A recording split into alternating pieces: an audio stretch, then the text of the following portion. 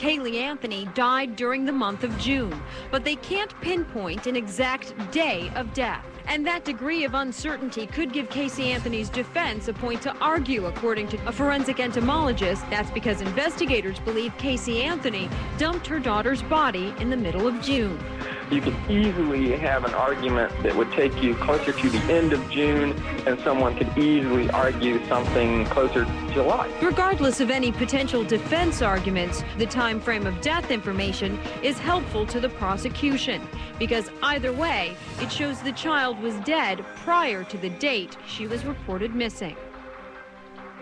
We are taking your calls live tonight. We have the secretly recorded video of the Anthony private investigator there at the scene, just feet away from where Caylee's little skeleton was ultimately found. This is weeks before the police find out about it and get there. What was he doing out there? Who was he on the cell phone with?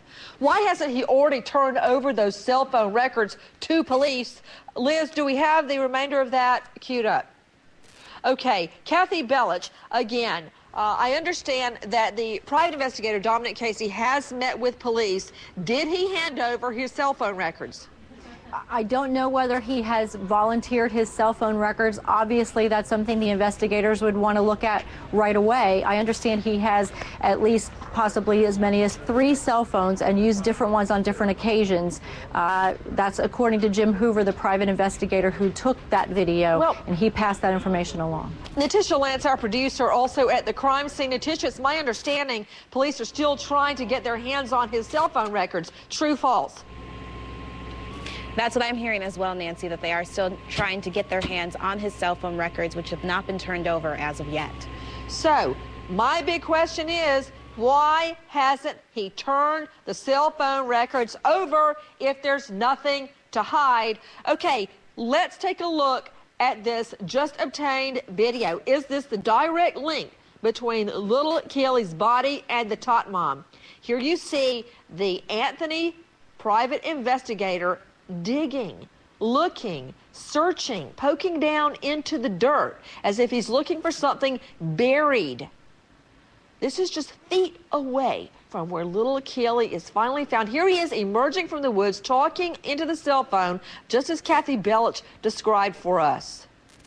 That is from WFTV. It's the Anthony private investigator combing the woods weeks before Caylee's remains were finally discovered. Reportedly, the same location where little Caylee's remains found by a meter reader. Out to the lines, Janelle in New York. Hi, Janelle. Hi, dear Nancy. Hi, dear. What's your question? Yes, the medical examiner made a point to say that there were no post-mortem trauma or broken bones.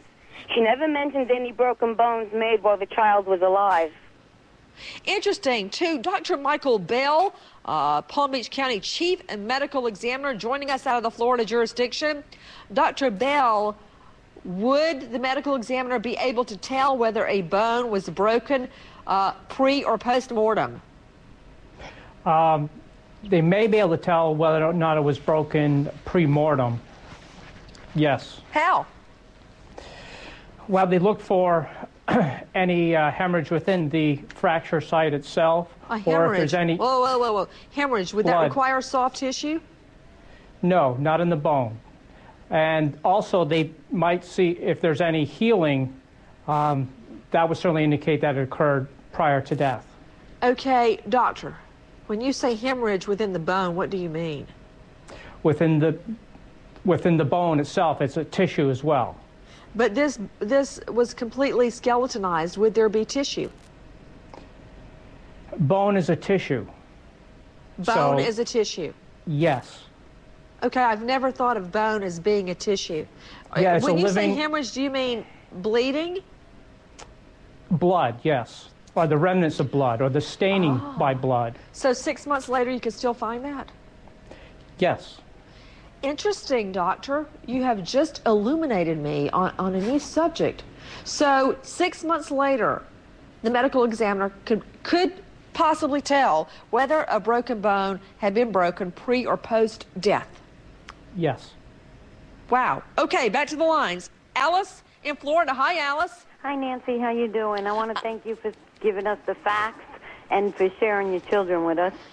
Thank you. I've got some big news about Lucy later on in the show. Okay. Oh, okay. I'll wait to hear. I have two quick questions. One, is there any chance the meter reader contacted anybody in the Casey family because no one was listening? And two, is there any chance that this mom is going to try to do a plea deal rather than go on a trial? Well, I can tell you right now, if Baez has any sense, they should at least try to do a deal. Whether that will happen, I don't know, because that would require the top mom to admit, even to her family, that she was involved in Keely's death. That may never happen. And to Leonard Padilla, bounty hunter, who put up the bond for the top mom to start with before he came off that bond and looked exhaustively for little Kelly. What about that first question from Alice? Do you believe the meter reader contacted the family? I think he contacted his supervisor, Scott, who lives right down the road from the Anthonys. I couldn't hear you. Contacted his supervisor what? I think he contacted and talked about it to his supervisor in August. The supervisor, Scott, lives right down the street from the Anthonys on Hope Spring. And he was also back out there, not only on November, but he was also back out there the last weekend of August, the 29th or the 30th. The meter reader was out there in that Here's video also of the meter reader. So you think it's possible he contacted a supervisor who may have contacted the family? I think he talked to the supervisor, and I think the supervisor knows the Anthonys, yes. So you believe this was all a tip-off from within back to Kronk? You think that's how the private eyes knew about it? I don't know exactly how the private eyes got it. There could have been two sources.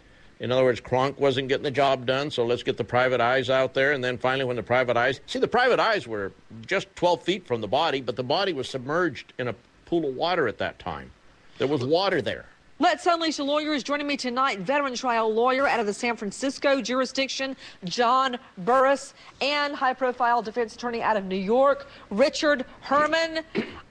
John, it's not looking good that the Anthony's private eye has changed his story, if in fact that is true. First he said he was checking this area out because it was a teen hangout of Top Mom Casey. Who cares what she did when she was a teenager? All right, that's not a good excuse. Now he says a completely different reason that he was there. Well, you never like it when a person who is being interviewed gives different stories about issues that ought not be different. You ought to know what that story is, and you ought to just give it and be truthful. I think at the end of the day, what really matters, though, is what you really said, and that is about the telephone call. Is there some way to connect this with the top mom? If not, I don't think it matters why they're out there.